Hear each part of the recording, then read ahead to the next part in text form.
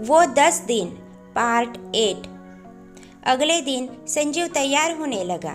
दीपा जी उसका सूटकेस लगा रही थी। संजीव भी बड़े अच्छे मूड में था। तभी संजीता उसके रूम में आई और कहने लगी, माँ, मैंने खाना पैक कर दिया है रास्ते के लिए, आप एक बार देख लीजिए।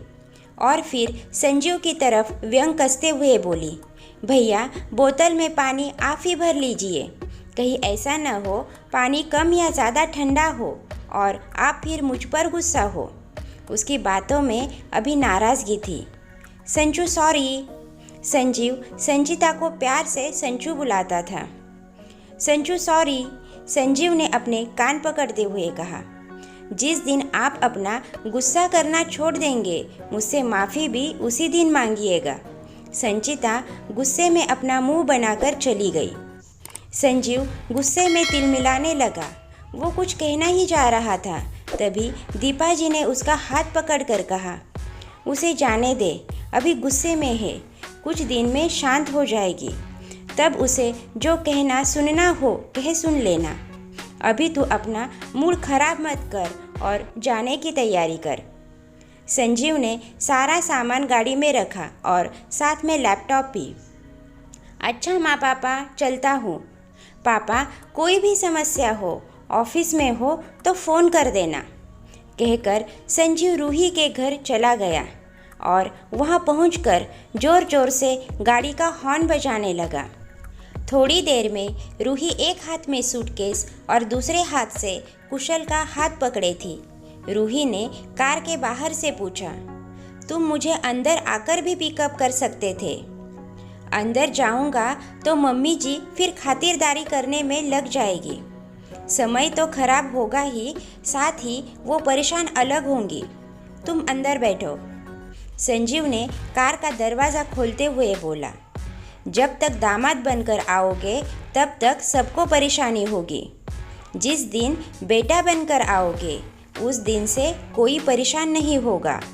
रूही ने संजीता होकर कहा। इस बात से संजीव हड़बड़ा गया और इरिटेट होकर कहने लगा, तुम बैठ क्यों नहीं रही? बस 1 मिनट, कहकर रूही घर की ओर देखने लगी। इससे पहले संजीव कुछ समझ पाता, अनीश दौड़कर बाहर आया। सॉरी दी, देर कर दी। अनीश हाफते हुए बोला, कोई बात नहीं, गाड़ी में बैठो।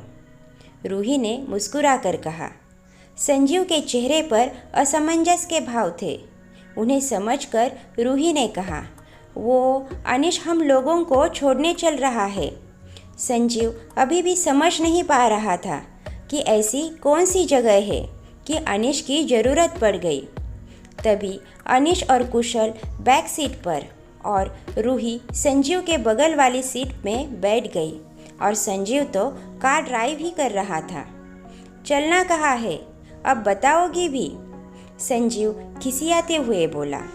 तभी रूही ने मोबाइल में कुछ टाइप किया और गाड़ी के ट्राइपॉड पे लगा दिया और कहा, इस डायरेक्शन को फॉलो करो और चलो। ये सब क्या है? बता नहीं रही हो कि कहाँ जाना है? ऐसे डायरेक्शन देखकर मैं गाड़ी नहीं चला सकता, संजीव ने झल्लाकर कहा।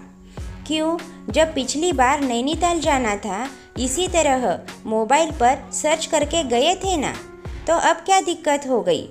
फिर भी अगर नहीं चला सकते तो अनीश को ड्राइव करने दो, वो चला लेगा, रूही ने शांत भाव से कहा। संजीव रूही को घूर कर देखने लगा, लेकिन अनीश और कुशल के कारण कुछ कह नहीं पाया। रूही अच्छी तरह जानती थी, कोई और संजीव की गाड़ी को चलाए ये संजीव को पसंद नहीं।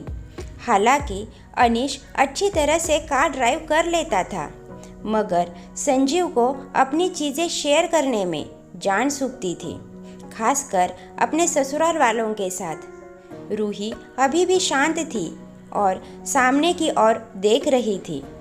कोई और रास्ता न होने के कारण संजू मोबाइल की बताई हुई लोकेशन के अनुसार ड्राइव करने लगा।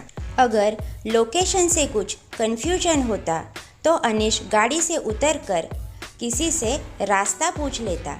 आखिरकार 3 घंटे बाद वो लोग अपनी मंजिल पर पहुँचे। जैसे ही संजीव ने दरवाज़ा खोला तो उसने देखा ऊपर बड़े बड़े अक्षरों में लिखा था, उपासना ध्यान केंद्र। जहाँ पर एक चपरासी बैठा था। उसने गाड़ी रोकते हुए कहा, सर, गाड़ी आप अंदर नहीं ले जा सकते। तो गाड़ी कहाँ पार्क करेंगे? संजीव ने खिसियाते हुए कहा, जिस रास्ते से आप आए हैं वहीं पर 500 मीटर की दूरी पर पार्किंग एरिया है, वहीं पर पार्क कीजिए। संजीव को वही गाड़ी पार्क करनी पड़ी। गाड़ी से उतरकर संजीव ने खिसियाते हुए कहा, अब इतनी दूर सामान लेकर पैदल जाना पड़ेगा।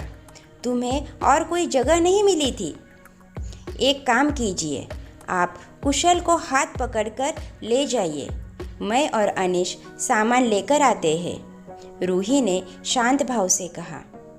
ठीक है, कहकर एक हाथ में लैपटॉप और दूसरे हाथ से कुशल को पकड़कर ले जाने लगा।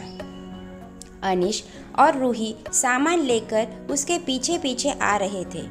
3 घंटे की ड्राइव ने संजीव को उतना नहीं थकाया जितना 500 मीटर चलकर थक गया था। गेट पर पहुंचकर चैन की सांस ली। क्यों थक गए? रूही ने पानी की बोतल पकड़ाते हुए कहा। नहीं, बस प्यास लग रही थी। थैंक्स, संजीव ने बोतल पकड़ते हुए कहा। उफ, ये संजीव भी न अपनी अहम के कारण अपनी हार नहीं मानेंगे। रूही मन ही मन बड़बड़ाने लगी। फिर अपने आप को शांत किया और कहा, चलिए अंदर चलते हैं। अंदर आकर संजीव को कुछ अच्छा लगा। वहाँ का वातावरण इतना शांत और सकारात्मक था कि एक पल को शेर जैसा हिंसक पशु भी गाय जैसा व्यवहार करने लगे क्रमशः। दोस्तों, आगे की कहानी आपको नेक्स्ट वीडियो में सुनने को मिलेगी।